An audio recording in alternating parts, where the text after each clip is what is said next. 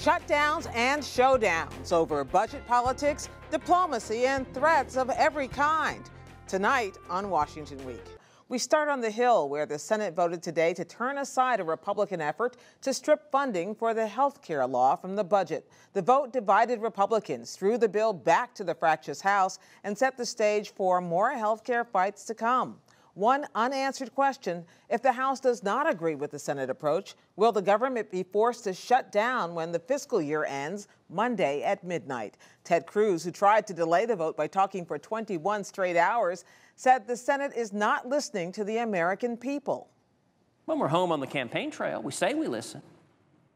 And yet something about this Senate floor, something about Washington, D.C., I don't know if it's the water, something in the air, the cherry blossoms, but people get here and they stop listening to the American people. The president took it to the campaign trail. Congress needs to pass a budget on time. Congress needs to put an end to governing from crisis to crisis. This is not about the fortunes of any one party. This is not about politics. This is about the future of our country. So we know the arguments. What happens next, Karen?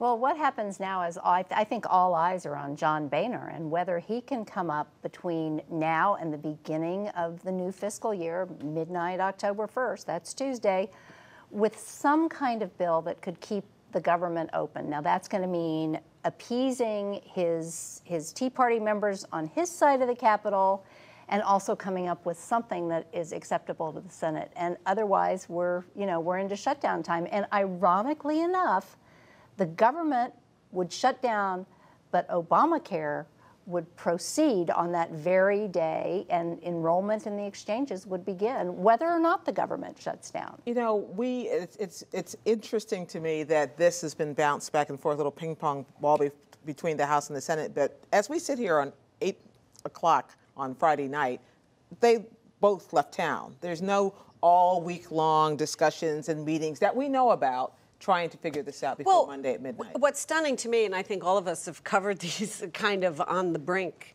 sorts of things, is that there really aren't many behind closed door discussions at all between Democrats and Republicans. The Republicans are busy, and they're going to have a meeting at noon on Saturday trying to figure out how they can get their own caucus together. On the House side. On the House side.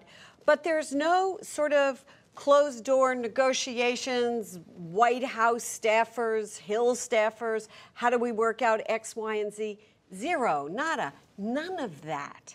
Because the president has said, we are not going to negotiate on this period. You don't negotiate, as he put it, with somebody trying to burn your house down or whatever. I mean, they're using really strong language over at the White House, hostage-taking, that kind of thing, bomb strapped to the chest. They're just not talking. So the question becomes, how far are Republicans willing to go on this? Let's listen to Ted Cruz a little bit, because he was the ringleader this week, and apparently tonight continues to be. Every Republican has been outspoken and eloquent against Obamacare. And when the House stands up and does the right thing, I think it will present a terrific opportunity for every Senate Republican to stand arm in arm with the House Republicans. He's sending a pretty strong signal there. Well, and what we found out today, something truly extraordinary, a report in the National Review, was that even as John Boehner was in the House trying to figure out what to do next, Ted Cruz was in a meeting talking to House Republicans, telling them to rebel against their own speaker, which was really, Speaker Cruz. Unheard of. That's a no-no. Really extraordinary. That's a big no-no, trying to do that. And so I'm wondering, if the government shuts down midnight, Monday night into Tuesday, who will get the blame? Who will be the villain here from the public's point of view?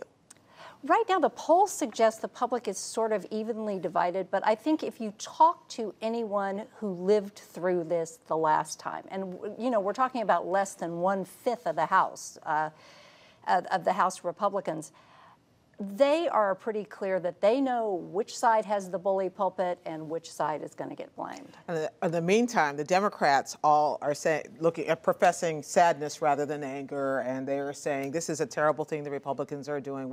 Whatever shall I do? Let's listen to Harry Reid today. We're hearing a lot of words from the president, people like Harry Reid, they're using strong language. The people want to work with us to improve Obamacare.